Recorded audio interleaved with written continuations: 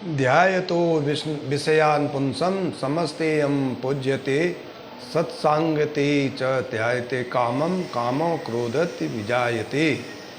अर्थात इंद्रियां बस विषयों को चिंतन करते समय मनुष्य उनमें आसक्ति उत्पन्न करता है। आसक्ति से कामना उत्पन्न होती है और कामना से क्रोध उत्पन्न होता है। माँ शारदे को नमन। साहित्यिक सचेतना के सभी रचनाकारों, साहित्यकारों, सनातन प्रेमियों को साहित्यिक सचेतना की ओर से राय सिंह भंडारी द्वारा हार्दिक अभिनंदन। जैसे कि हम प्रस्तुति करने से पहले आपको बताते हैं कि साहित्यिक सचेतना ही एक ऐसा मंच है जहाँ पे नित्य नए सृजन करके रचनाकार आपके सम्मुख जो है नई रोचक सामग्री के साथ सनातन धर्म के प्रचार प्रसार हेतु कार्य करते हैं और जिससे कि सनातन धर्म का प्रचार प्रसार चारों ओर हो सके। तो आज के विषय की प्रस्तुति लेकर के मैं आपके सामने सम्मुख हुआ हूँ। तो आज का जो ये प्रस्तुति है ये है गीता के श्लोक का भाव पल्लवन। तो ये उपरोक्त सूक्ति सतत ज्ञानदायिनी पतित पावनी श्रीमद् भगवद गीता के दूसरे अध्याय सांख्य योग के 62वें श्लोक से उद्धृत है, जिसमें भगवान श्री कृष्ण अर्जुन को 5 विकारों से होने वाले हानि और उसके न होने से, विकारों के होने से हानि और विकारों से विरक्त करने से लाभ का उपदेश देते हैं। मन के 5 विकार। तो मन के 5 विकार हैं लोभ, मोह, काम, क्रोध, अहंकार।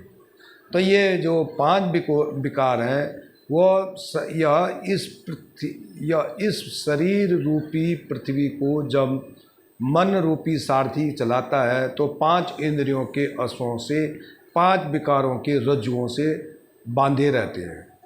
तो इसका मतलब ये है कि जो शरीर एक रथ है, मन उसका सारथी है, आत्मा उसका रथी है और 5 विकारों के जो उसके घोड़े हैं, 5 इंद्रियों के घोड़े हैं और 5 विकारों से उसके रस्सियाँ लगी हुई हैं। तो अब होता क्या है कि जब किसी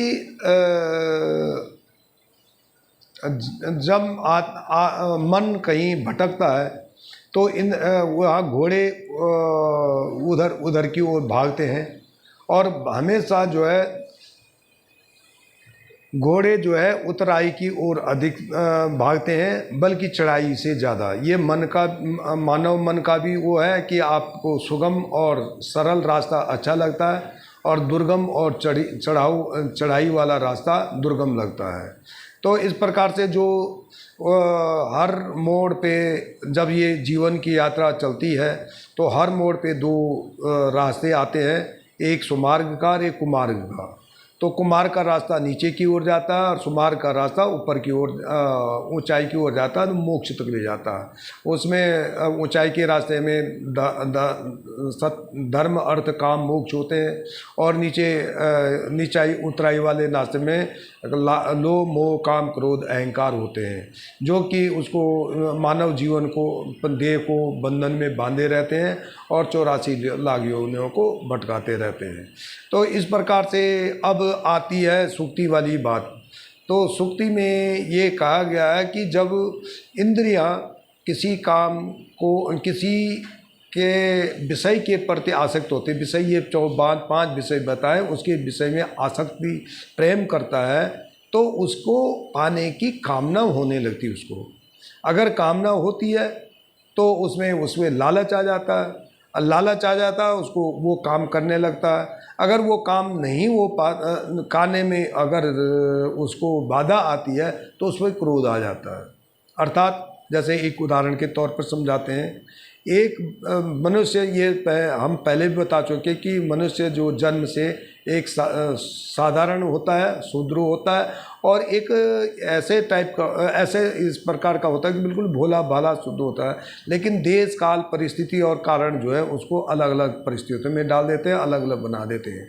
अब एक आदमी जो है साधारण है, कोई 10-25-30 साल का लड़का है जिसने कभी कोई व्यसन नहीं है, वह अपने संगत में आकर के किसी लड़की के साथ बैठकर एक दिन मदिरा चख लेता है, तो वहाँ पे मदिरा जैसे उसने चखा, उसको जो स्वाद आया नहीं आया, लेकिन उसके बाद जो उसको नशा लगा, दूसरे दिन फिर वो उसके प्रति आसक्ति होने लगती है, उसका मन उधर को जाने लगता है कि हमें वो आनंद फिर दोबारा लेने चाहिए।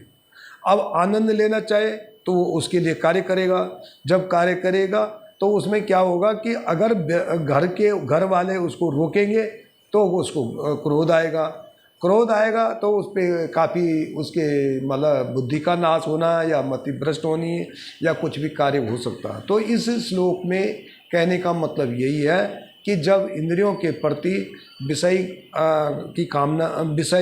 की तरफ इंद्रियां भागने लगती हैं तो उसके प्रति उसकी आसक्ति बढ़ती है, आसक्ति बढ़ती तो कामना प्रकट होती है, कामना होती है तो उसके प्रति उसमें आने वाले रुकावटों में उसको क्रोध उत्पन्न होने लगता है। धन्यवाद। राय सिंह भंडारी, गुड़गांव।